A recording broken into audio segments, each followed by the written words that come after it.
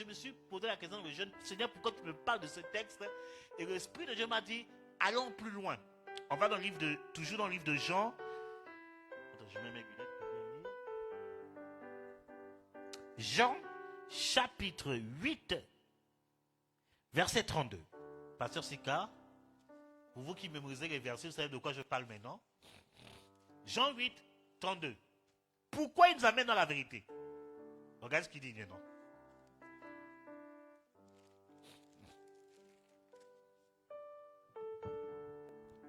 Vous connaîtrez la vérité et la vérité vous rendra libre. Alléluia. Amen. Acclamons le Seigneur pour sa parole. Alléluia. Le Saint-Esprit, source de toute forme de délivrance. Il nous conduit dans la vérité parce qu'il sait que la vérité, non, ce n'est pas la vérité qui nous rendra libres. C'est la connaissance de la vérité qui va nous rendre libres. Alléluia. C'est pour ça que cet esprit nous conduit dans la vérité. Parce qu'il sait que la vérité va te libérer. Alléluia. Dieu nous encourage à rentrer dans la connaissance de la vérité. Le mot connaissance sous-entend l'intimité, la proximité. Alléluia. Tu te plonges dans l'univers de la vérité. Le mot connaissance, selon l'ancienne alliance, c'est le mot yada. Alléluia. Yada qui parle intimité, c'est la connaissance entre un homme, c'est l'intimité entre un homme et une femme. Alléluia. Donc on parle de connaître la vérité, c'est que cet esprit va nous pousser dans une intimité extraordinaire avec la vérité.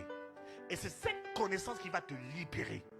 Écoutez, il y a 2 semaines, le Seigneur me disait une chose, j'ai vécu quelque chose, je ne trouvais pas de solution. Je commençais à prier, Seigneur, je commençais à envoyer le feu. Comme un bon chrétien pentecôtiste et charismatique. Seigneur, j'envoie le feu. Seigneur, s'il y a tout l'esprit qui s'est posé dans ma vie pour m'empêcher d'avoir cette victoire, je détruis, j'envoie le feu, j'envoie la mitraillette, j'envoie l'épée, j'envoie les flèches, j'ai tout envoyé.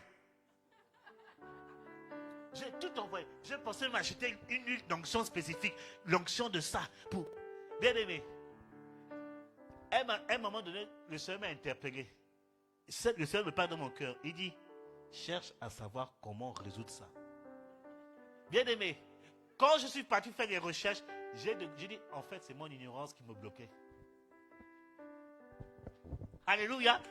C'est mon ignorance. Oui, tu peux acclamer le Seigneur. J'ai dit, Saint-Esprit, donc c'est comme ça. Et le Saint-Esprit m'a dit, le plus souvent, ce n'est pas les démons, c'est ton ignorance qui te fait expérimenter les échecs. C'est pour ça que cet esprit veut t'amener dans la connaissance. Alléluia! Il veut t'amener dans la connaissance parce que cet esprit ne veut pas que tu sois ignorant. Écoutez, vous savez que le mot ignorant ou bien ignorance en grec, c'est ce qui a donné le mot ténèbres. Et la Bible dit que le prince des ténèbres, c'est qui? C'est le diable. Attends, vous ne parlez pas? C'est le diable, le prince des ténèbres. Donc, le diable est le roi des ignorants. Dis à ton ami, je refuse d'être ignorant à partir de maintenant. C'est pour ça qu'il dit que mon peuple périt parce que quoi? Il lui manque quoi? La connaissance. On périt parce qu'on n'a pas la connaissance. On périt parce qu'on n'a pas la révélation. Tu peux demander, Seigneur, conduis-moi par ton esprit. Amène-moi la connaissance de la vérité.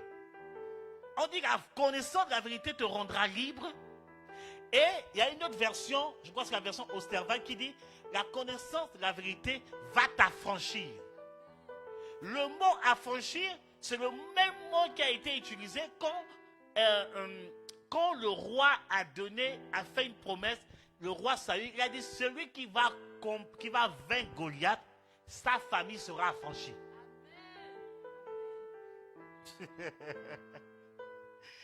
C'est la connaissance de la vérité qui va t'affranchir. C'est-à-dire que non, qui va te faire changer de statut. Pourquoi? Parce que la famille de David était une famille pauvre. Et le fait qu'on dit que la famille sera affranchie, c'est qu'ils vont quitter du statut de pauvreté pour rentrer dans le statut de la royauté, puisqu'il devait être quoi? Le mari de la fille du roi, le gendre. Bien aimé, il y a plusieurs manières, il y a trois points pour devenir roi. Premièrement, pour devenir roi, ça doit être aussi d'abord par le sang. Si tu n'as pas dans ta famille, il n'y a pas le sang royal, tu ne peux pas devenir roi. Alléluia. Si tu n'es pas un prince, tu ne peux pas devenir roi. Si il n'y a pas ça dans ta famille, sache, tu ne peux pas devenir. Deuxième moyen pour devenir roi, c'est par le mariage. C'est pour ça qu'il y a certaines personnes, certains petits bandits là, ils cherchent les filles du roi, les filles des présidents, pour rentrer dans l'alliance. Il y a des petits marmailleurs qui cherchent. Alléluia. Qui cherchent à rentrer dans ça.